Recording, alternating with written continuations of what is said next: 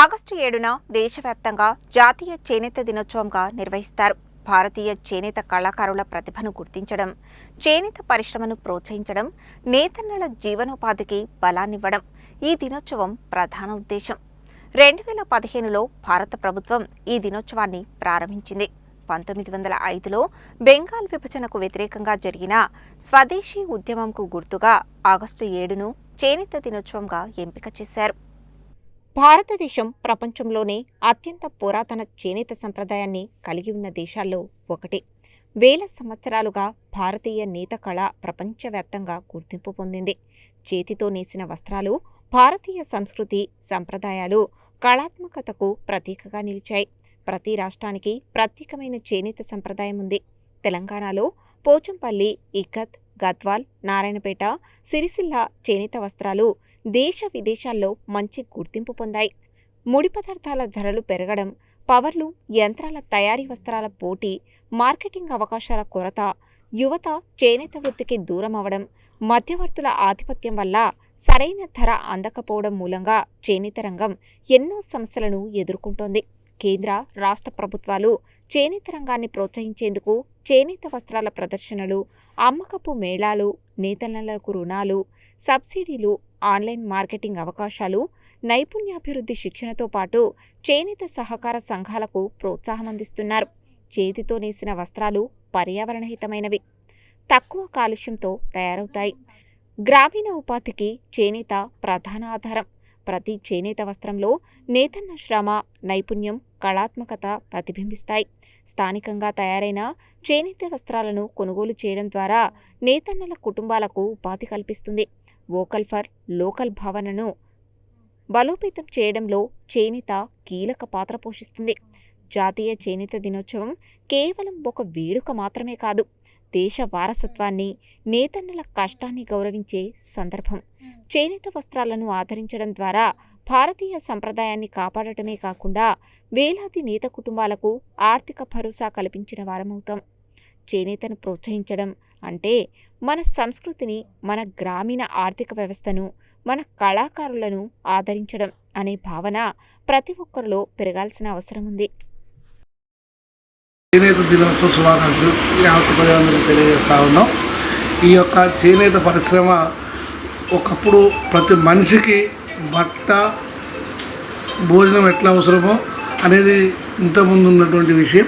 అది రాను రాను ఈ యొక్క చేనేతని కనుమరుగైపోతూ ఉన్నది. చేనేతని ప్రోత్సహించిన ఏ ప్రభుత్వము లేదు ఇప్పటి వరకు కూడా. చేనేత బట్ట లేనిది బయటికి వెళ్ళడానికి కూడా కష్టమే. కానీ బట్ట తయారు చేసే వ్యక్తిని కాపాడే వ్యక్తి ఏ ప్రభుత్వాలు లేవు. తర్వాత వీళ్ళు సంవత్సరానికి ఇచ్చే బడ్జెట్ కూడా చాలా తక్కువ. ఇచ్చిన దాంట్లో విడుదల కాక చాలా ఇబ్బంది పెడతా ఉన్నారు. అవి సద్వినియోగం కాక అన్నీ ఇబ్బంది పెడతా ఉన్నారు.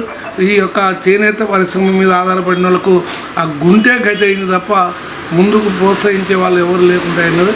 కాబట్టి చేనేత అనేది ప్రపంచం మొత్తంలో ఈ యొక్క నల్గొండ, పోచంపల్లి, తర్వాత గట్టుపుల ఇవన్నీ కూడా పేరు ప్రఖ్యాతులు గాంచినాయి. కానీ దానికి ఆదరించే నాదుడే లేడు. రాను రాను చాలా ఇబ్బంది జరుగుతూ ఉన్నది. వీళ్ళకి రావాల్సినటువంటి గిఫ్ట్ ఫండ్ కానీ, తర్వాత సబ్సిడీలు కానీ, వాళ్ళ లోన్లు ఏమైనా ఉంటే పూర్తిగా రద్దు చేసేసి వాళ్ళని ఆదుకోవాల్సిన బాధ్యత ఉన్నది. లేకపోతే ఇదే రకంగా గవర్నమెంటు ఈ యొక్క చేనేత మీద సీతకన్ను పెడితే రాను రాను అది మూతపడి బట్ట తయారు చేసేవాడిని లేకుండా పోతుంది.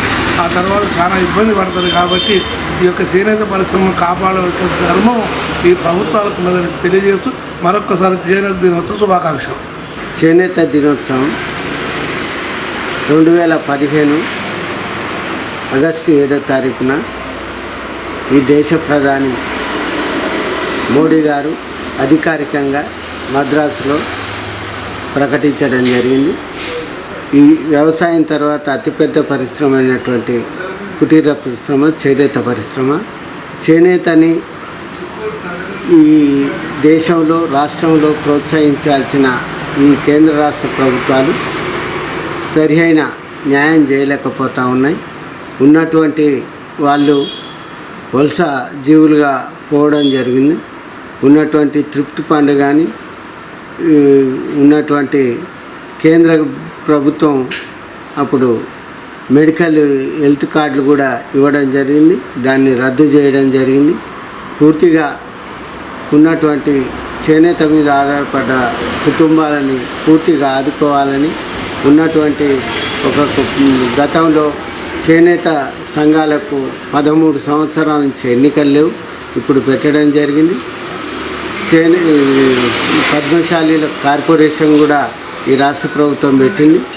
కానీ దానికి నిధులు విడుదల చేసి ఈ రాష్ట్ర ప్రభుత్వం కేంద్ర ప్రభుత్వం పద్మశాలీలని ప్రోత్సహించాలని రేపు ఆగస్టు 7వ తారీఖున జరిగే ప్రోగ్రాంని అధికారికంగా పెద్ద ఎత్తున చేయాలని రాష్ట్ర ప్రభుత్వానికి విజ్ఞప్తి. 1905 స్వదేశీ ఉద్యమంలో భాగంగా విదేశీ వస్తువులను విడనాడి చేనేత ఖాదీ వస్త్రాలను ప్రోత్సహించడానికి ఆనాడు స్వాతంత్రోద్యమంలో ఈ యొక్క ఉద్యమం చేనేత ఉద్యమం మొదలైంది. దాన్ని పురస్కరించుకొని ఆ స్వతంత్ర ఉద్యమంలో అరుదైన ఘట్టాన్ని పురస్కరించుకొని 2015లో ఆగస్టు 7న మన ప్రియతమ ప్రధాని నరేంద్ర మోడీ గారు చేనేత దినోత్సవాన్ని ప్రకటించారు. దాన్ని పురస్కరించుకొని చేనేత కార్మికుల సంక్షేమం కోసం ఈ యొక్క కేంద్ర రాష్ట్ర ప్రభుత్వాలు కృషి చేయాలని, అదేవిధంగా వారికి హెల్త్ ఇన్సూరెన్స్, ఆరోగ్య బీమా మరియు జీవిత బీమా సౌకర్యం కల్పించి ఇప్పుడు ఏదైతే అమలవుతున్న థ్రిఫ్ట్ ఫండ్ ప్రతి నెల కార్మికునికి జమ చేసే విధంగా, నూలు సబ్సిడీ సకాలంలో ఇచ్చే విధంగా ఈ ప్రభుత్వాలు చర్యలు తీసుకోవాలని చెప్పేసి మేము ప్రభుత్వాన్ని డిమాండ్ చేస్తూ ఉన్నాం. చేనేత వ్యవసాయ రంగం తర్వాత అత్యంత పెద్దదైన పరిశ్రమ ఈ చేనేత రంగం. కాబట్టి చేనేత కార్మికుడు లాభపడితేనే ఈ యొక్క దేశం కూడా ఆర్థికంగా పురోగమిస్తుంది.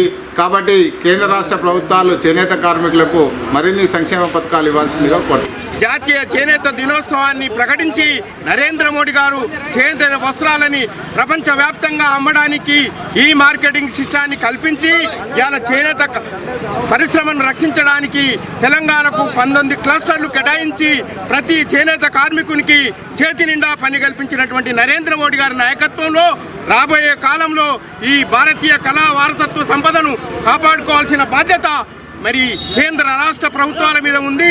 ఇవాళ చేనేత కార్మికుడు ఒక కళాకారుడు అయినప్పటికీ ఇవాళ వారి మనుగడనే ప్రశ్నార్థకమయ్యే సందర్భంలో మనమందరం ఐక్యంగా చేనేత సమాజాన్ని ముందుకు తీసుకెళ్లాల్సిన బాధ్యత మనందరి మీద ఉంది.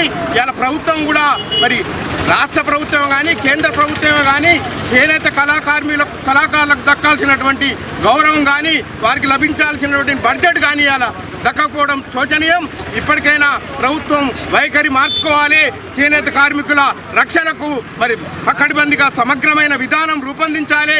ఈ కళా సంపదను మనం ముందు తరాలకు తీసుకెళ్లే విధంగా పరిశ్రమకు మరి అన్ని రకాలుగా సహకరించాలని ఈ సందర్భంగా మరొకసారి ప్రభుత్వానికి విజ్ఞప్తి చేస్తూ చేనేత కళాకారులకు ఇవాళ నరేంద్ర మోడీ గారు వాళ్ళ కళను అభినందిస్తూ పద్మశ్రీ అవార్డులు, కేంద్ర అవార్డులను మరి ప్రకటించి కళలకు గుర్తింపు తెచ్చినటువంటి నరేంద్ర మోడీ గారికి చేనేత సమాజం పక్షాన ధన్యవాదాలు తెలియజేస్తాను. జాతీయ చేనేత దినోత్సవం సందర్భంగా హైదరాబాద్ రోడ్లో కూడలినందు పాలకేంద్రం ముందు కొండలక్ష్మణ్ బాబు విగ్రహం వద్ద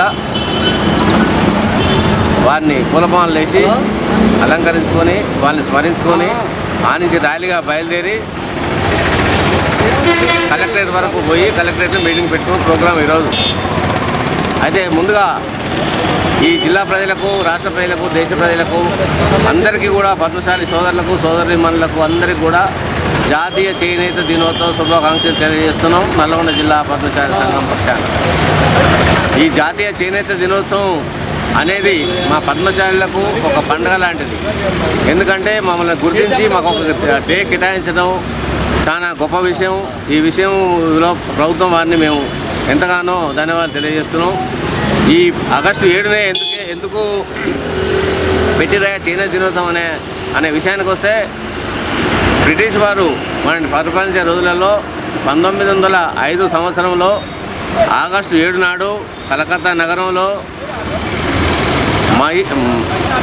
మహీష్ చంద్ర నంది గారు ఆధ్వర్యంలో మీటింగ్ ఏర్పాటు చేసి మనం ఇప్పటి నుంచి విదేశీ వస్తువులను బహిష్కరించాలి, స్వదేశీ వస్తువులనే వాడాలి అనే ఉద్యమంలో ఆ రోజు నాంది పలికింది కాబట్టి మేము ఆ రోజుని సెలెక్ట్ చేసుకొని మా ఎర్రమాద వెంకన్న సహకారంతో ఈ చేనేత దినోత్సవాన్ని ఏర్పాటు చేసుకున్నాం. ఇప్పటికీ 12 సంవత్సరాలు పూర్తి చేసుకున్నాం. ఈ దినోత్సవం ఏర్పాటు చేసుకుని 13వ సంవత్సరం అడుగు పెడుతున్నాం.